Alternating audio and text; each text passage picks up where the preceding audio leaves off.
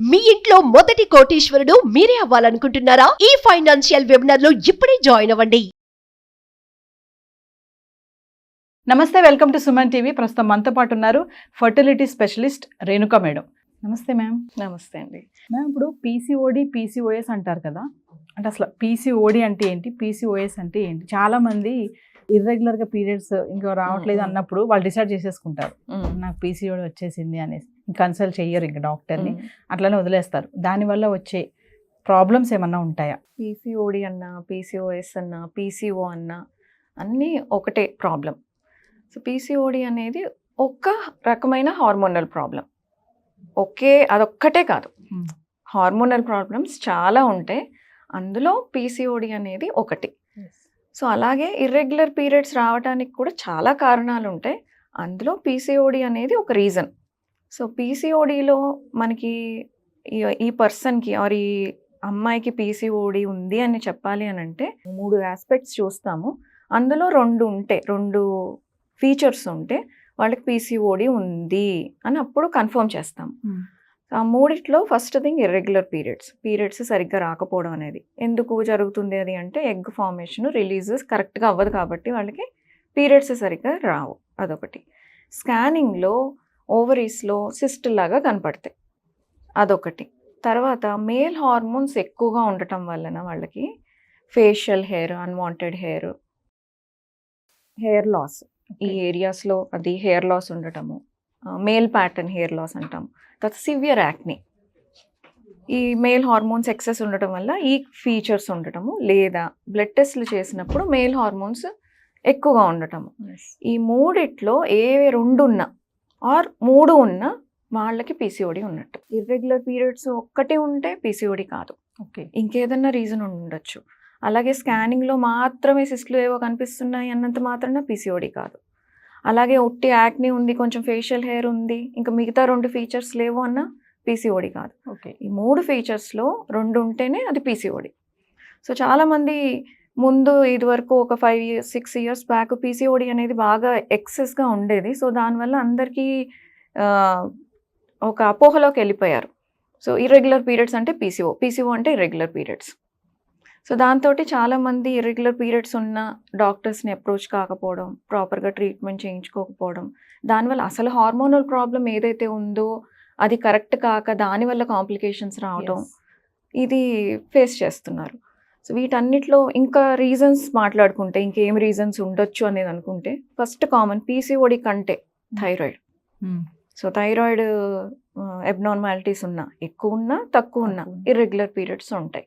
ఇంకో second common thing ఏంటి అని అంటే, ఇది చాలామంది అసలు కొంచెం అప్డేట్స్ లేని వాళ్ళకి, డాక్టర్స్కి కూడా కొద్దిగా డయాగ్నోస్ చేయడం కష్టం. ఎగ్స్ తక్కువ ఉండటం, లో ఎగ్ రిజర్వ్ అంటాము, ఎగ్స్ తక్కువ ఉండటం. ఈ ఎగ్స్ తక్కువ ఉండడం వల్ల కూడా పీరియడ్స్లో ఇర్రెగ్యులారిటీ ఉంటాయి. అంటే తొందరగా పీరియడ్స్ వచ్చేయడం, లేదా లేట్ అవ్వటం, అంటే దానికి కూడా ఒక ప్యాటర్న్ ఉండదు. సో మనకి థైరాయిడ్ చాలా ఈజీ ట్రీట్మెంట్ అనేది, చిన్న ఒక ట్యాబ్లెట్ వేసుకుంటే కరెక్ట్ చేసుకోవచ్చు, కరెక్ట్ టైంలో అప్రోచ్ అయ్యి అది చేయించుకుంటే. ఈ లో ఎగ్ కౌంట్ ఉన్నది మాత్రము కొంచెం జాగ్రత్తగా చూసుకోవాలి, ఎందుకంటే అది ప్రెగ్నెన్సీస్కి సంబంధించింది కాబట్టి అది కరెక్ట్ టైంలో డయాగ్నోస్ కాకపోతే అన్నెసరీ ప్రాబ్లమ్స్ని ఇస్తుంది.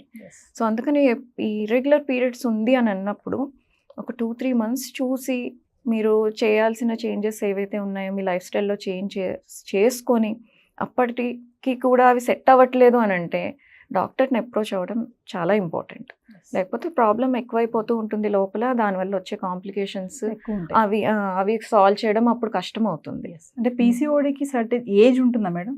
పీసీఓడి అనేది యాక్చువల్గా ఇట్ స్టార్ట్స్, అంటే మేము మామూలుగా మా మెడికల్ టర్మ్స్లో అనుకునేది, it starts from the womb and it will be there with you until the tomb. అంటే మనం అమ్మ కడుపులో ఉన్నప్పటి నుంచి స్టార్ట్ అవుతుంది, చనిపోయేంత వరకు మనతోటే ఉంటుంది, అది ఎక్కడికి పోదు. But the way it gets expressed it differs. So ఒక పర్సన్కి చూస్తున్న టెస్ట్ చేసిన వాళ్ళకి అసలు పీసీఓ లేదేమో అనిపిస్తుంది, ఇంకొక ఎండ్లో వాళ్ళకి ట్యాబ్లెట్స్ వేసుకున్నా పీరియడ్ రాదు. అంటే నార్మల్గా కనిపించే వాళ్ళకి పీసీఓ ఉండొచ్చు, ఇంత సివియర్గా ఉన్నా ప్రెసెంట్ అవ్వచ్చు. ఒక మంత్ ఒకలా ఉండొచ్చు, ఇంకో మంత్ ఇంకోలా ఉండొచ్చు. కాకపోతే అది బయటపడటం అనేది యూజువల్గా ఎప్పుడు బయటపడుతుందంటే మెచ్యూర్ అయిన తర్వాత.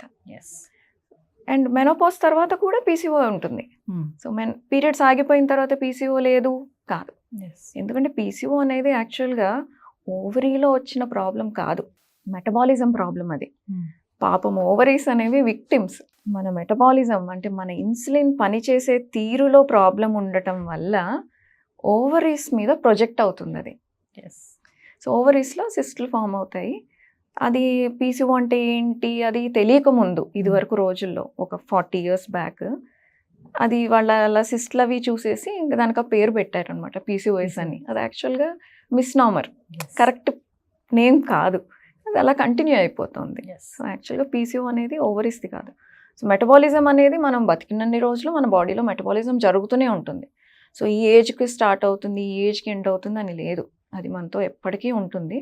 అది ఎంత సివియర్గా ఉంది అనేది వాళ్ళ జీన్స్ని బట్టి ఉంటుంది, మన లైఫ్ స్టైల్ని బట్టి ఉంటుంది. పీసీఓడి అనేది మన ఫుడ్ లైఫ్ స్టైల్ కూడా ఇంపాక్ట్ ఉంటుంది ఖచ్చితంగా. మంచి లైఫ్ స్టైల్ ఫాలో అయ్యే వాళ్ళకి పీసీఓడి ఎఫెక్ట్ కంట్రోల్లో ఉంటుంది. అదే హెపాసాడ్గా ఉంది లైఫ్ స్టైల్, వాళ్ళ డైట్ బాగాలేదు, ఫిజికల్ యాక్టివిటీ లేదు, స్లీప్ సరిగ్గా లేదు, సెడెంటరీ లైఫ్ స్టైల్, ఇలా ఉన్న వాళ్ళకి లేని వాళ్ళకి పీసీఓడి ఎక్స్ప్రెస్ అవ్వటం స్టార్ట్ అవుతుంది. అంటే ఇందాక నేను అన్నాను జీన్స్ బట్టి కూడా ఉంటుంది అనేది. ఎందుకంటే మనం మదర్ పొట్టలోంచి వచ్చింది అని అంటే మన జీన్స్లోనే ఉంటుంది అది. సో మన జీన్స్ ఎక్స్ప్రెషన్ అనేది మనం బయట ఎక్స్పోజ్ అవుతున్న ఎన్విరాన్మెంట్ని బట్టి మన లైఫ్ స్టైల్ని బట్టి ఉంటుంది. ఏ జబ్బైనా పీసీఓడి అనే కాదు, ఏది ఈవెన్ హైపర్ టెన్షన్, డయాబెటీస్, ఎలాంటి హెల్త్ ప్రాబ్లం అయినా మన జీన్స్ విత్ ఎన్విరాన్మెంటల్ ఇంటరాక్షన్, ఈ రెండింటి కాంబినేషన్ తోటి ఎక్స్ప్రెషన్ ఉంటుంది. సో మనం హెల్దీ లైఫ్ స్టైల్ ఫాలో అయితే మనకి జెనెటిక్గా వచ్చే ప్రాబ్లమ్స్ కూడా ఒక్కొక్కసారి ఎక్స్ప్రెస్ అవ్వవు. మనం హెల్దీ లైఫ్ స్టైల్ ఫాలో కాకపోతే లేని ప్రాబ్లమ్స్ కొత్తవి కూడా వస్తాయి. సో అలాగా పీసీఓడి కూడా ఒక ప్రాబ్లం అలాంటిదే. పీసీఓడిలో ఉన్నప్పుడు ఆ టైంలో ఉమెన్స్కి చాలా కోపం ఎక్కువ రావడం, చికాకు రావడము, మూడ్ స్వింగ్స్ ఉండడం ఇవన్నీ అంటారు కదా మేడం, ఎంతవరకు అది కరెక్ట్? అది నిజమే? అది కరెక్టే. వాళ్ళకి పీసీఓడి ఉన్న వాళ్ళకి హార్మోన్స్ అబ్నార్మల్గా ఉంటాయి కాబట్టి మూడ్ ఫ్లక్చుయేషన్స్ ఉంటాయి. కొన్ని హార్మోన్స్ ఉండాల్సినవి ఉండవు, కొన్ని ఏ లెవెల్లో ఉండాలో దానికి మించి ఉంటాయి. దానివల్ల వాళ్ళకి మూడ్ స్వింగ్స్ ఉంటాయి, డిప్రెషన్ అనేది ఒకటి ఉంటుంది. డిప్రెషన్ రావడానికి ఒకటి హార్మోనల్ ఇదైతే, ఇందాక నేను కాస్మెటిక్ ఇష్యూస్ చెప్పాను కదా, అన్వాంటెడ్ హెయిర్ ఇది ఒకటి ఉండటము, దానివల్ల కొంచెం ఇబ్బందులు కలుగుతూ ఉంటాయి. ఒబిసిటీ అనేది కామన్, మెటబాలిజం ఇష్యూ కాబట్టి తొందరగా వెయిట్ పుట్ ఆన్ అవుతూ ఉంటారు అండ్ వాళ్ళకి వెయిట్ తగ్గడం కష్టము. సో దానివల్ల కూడా వాళ్ళకి డిప్రెషన్లు ఇవి వస్తూ ఉంటాయి. సో ఇవన్నీ కలుసుకొని వాళ్ళకి మూడ్ స్వింగ్స్ బాగానే ఉంటాయి. ఇంకా పీరియడ్స్ టైంలో ఇంకొంచెం ఎక్కువ ఉంటాయి, ఫ్లూయిడ్ రిటెన్షన్లు ఇవన్నీ వస్తాయి, ప్రీమెన్స్ట్రువల్ సిండ్రోమ్స్ ఇవన్నీ కూడా కొంచెం ఎక్కువగానే ఉంటాయి. అంటే పీసీఓడి లేని వాళ్ళకి తో పోల్చుకుంటే పీసీఓడి ఉన్న వాళ్ళకి కొంచెం ఎక్కువగానే ఉంటాయి. ఫైనల్గా ఇప్పుడు నవ్వేడేస్ యంగ్స్టర్స్, టీనేజర్స్ ఎవరైతే అమ్మాయిలు ఉంటారో ఈ పీరియడ్స్ రాకుండా టాబ్లెట్స్ వాడుతూ ఉంటారు కదా, చిన్న చిన్న ఫంక్షన్లు ఉన్నాయి దాని ఉన్నాయి, ఎంతవరకు కరెక్ట్ అంటారు? ఎనీ మెడిసిన్, ఏ మందైనా తీసుకోండి, అది ఎంతవరకు వాడుకోవాలో అంతవరకే. అబ్యూస్ చేస్తే అది ఖచ్చితంగా మన బాడీలోకి వెళ్ళినప్పుడు అది ఎఫెక్ట్ చూపిస్తుంది, ఖచ్చితంగా చూపిస్తుంది. ఇంకా తప్పదు, ఇన్ఎవిటబుల్, వేరే ఆప్షన్ లేదు అనుకున్నప్పుడే అలాంటి మందులు వాడుకోవాలి. ఎందుకంటే మనం పీరియడ్స్కి పోస్ట్పోన్ చేయడానికి ఏదైతే వాడుతున్నామో అవి హార్మోన్స్. సో మనం రిథమ్ని డెఫినెట్గా డిస్టర్బ్ చేస్తాయి. సో ఎంత అవసరమో అంతే వాడుకోవాలి ఏ మందైనా, ఎస్పెషలీ హార్మోన్స్కి వస్తే. హార్మోన్స్ మళ్ళీ కరెక్ట్ అవ్వాలి అని అంటే చాలా టైం పడుతుంది, ఒక్కొక్కసారి పూర్తిగా కరెక్షన్ కూడా కుదరకపోవచ్చు. సో అందుకని ఎంత వీలైతే అంత తక్కువ హార్మోన్స్ని జాగ్రత్తగా వాడుకొని ప్రిస్క్రిప్షన్ తోటే వాడుకోవాలి. పక్కింటి వాళ్ళు చెప్పారనో, ఫ్రెండ్ చెప్పారనో, రిలేటివ్ చెప్పారనో వాడకూడదు. ఎందుకంటే అవి కొన్నిసార్లు రాంగ్ టైమింగ్లో వేసుకుంటే పని కూడా చేయవు. ఓకే, పెళ్ళైన వాళ్ళు ఫ్యామిలీ ట్రై చేసేటప్పుడు వేసుకుంటే అనవసరంగా ఎక్టోపిక్లు ఇట్లాంటివి కూడా వస్తూ ఉంటాయి. సో బ్లీడింగ్ ప్రాబ్లమ్స్ వస్తూ ఉంటాయి. బాడీ డిఫరెంట్ బాడీ ఇంపాక్ట్ ఉంటుందా మేడం ఆ పిల్స్ వల్ల? డిఫరెంట్ ఉంటుంది. Every body is unique. So నాది ఒక రకంగా రియాక్ట్ అవుతుంది, వేరే వాళ్ళది ఇంకొక రకంగా రియాక్ట్ అవుతుంది సేమ్ మెడిసిన్కే. సో మనకి అది వాడిన తర్వాత కానీ తెలియదు మనకి ఎలాంటి ఎఫెక్ట్ చూపిస్తుంది అని. సో అందుకని మెడిసిన్స్గానే అవసరమైనప్పుడే వాడుకోవాలి. నిజంగా రియల్ యూజ్ ఉంది, దానివల్ల మనకి బెనిఫిట్స్ ఎక్కువ ఉన్నాయి, రిస్క్ తక్కువ ఉంది అనుకున్నప్పుడే వేసుకోవాలి. సో మెడిసిన్స్ వేరు, మళ్ళీ సప్లిమెంట్స్ వేరు. ఐరన్, కాల్షియము, విటమిన్స్ అవి పర్వాలేదు, 1-2 టాబ్లెట్స్ కాస్త ఎక్స్ట్రా వేసుకున్న ఇబ్బంది లేదు. కానీ ఇలా హార్మోన్స్ వాడేటప్పుడు మాత్రము ప్రిస్క్రిప్షన్ లేకుండా, కన్సల్ట్ చేయకుండా, అలా ఏదో పుట్నాల పప్పు తిన్నట్టు పిప్పర్మెంట్లు వేసుకున్నట్టు వాడటం మంచిది కాదు. అంటే ఫైనల్ గా మేడం, వ్యూవర్ కి చాలా మంది పేరెంట్స్ నవ్వే డేస్ బిజీ లైఫ్ లో ఉండి వాళ్ళ పిల్లల విషయంలో ఇలాగే వేసుకో, ఏం కాదులే, ఫంక్షన్ ఉంది కదా, ఏం కాదులే అన్నట్టుగా కొంతమంది, అందరి కోసం కాదు, కొంతమంది మదర్స్ ఉన్నారు అలాంటి వాళ్ళు. అలాంటి వాళ్ళకి ఏమైనా చెప్తారా మీరు? డెఫినెట్ గా అండి. పిల్లలు అని అంటే వాళ్ళు చాలా టెండర్ ఏజ్ లో ఉంటారు, వాళ్ళ సిస్టమ్ అప్పుడే ఫామ్ అవుతూ ఉంటుంది, వాళ్ళ హార్మోనల్ యాక్సిస్. సో అది ఇక్కడి నుంచి స్టార్ట్ అవుతుంది, బ్రెయిన్ నుంచి థైరాయిడ్, తర్వాత ఓవరీస్, యూట్రస్, ఇదంతా ఒక యాక్సిస్. సో రిపీటెడ్గా ఈ హార్మోన్స్ మీ పిల్లలకి ఇస్తూ ఉంటే ఖచ్చితంగా వాళ్ళ యాక్సిస్ డిస్టర్బ్ అయ్యి, దానివల్ల ఆ పాయింట్ ఆఫ్ టైంలో వాళ్ళకి ఇబ్బందులు కాకపోయినా రేపటి రోజు వాళ్ళకి పెళ్ళిళ్ళు చేసి పంపించిన తర్వాత పిల్లలకి ఇబ్బంది పడటం, లేదా ఈ పీరియడ్స్ ప్రాబ్లమ్స్ రావటం, అంటే తొందరగా పీరియడ్స్ రావటము, లేకపోతే లేట్గా రావడము, లేకపోతే ఒక్కొక్కసారి ట్యాబ్లెట్స్ వేసుకుంటేనే రావటము, ఇలాంటి సిచ్యువేషన్స్కి మీ పిల్లలు వెళ్ళకూడదు అనుకుంటే ఇలాంటి మెడికేషన్ ప్రిస్క్రిప్షన్ లేకుండా ఇవ్వకండి. ఎస్పెషల్లీ వాళ్ళు చెప్పారనో వీళ్ళు చెప్పారనో మీ కన్వీనియన్స్ కోసము వాళ్ళ హార్మోన్స్ని పాడు చేయకండి. Thank you ma'am.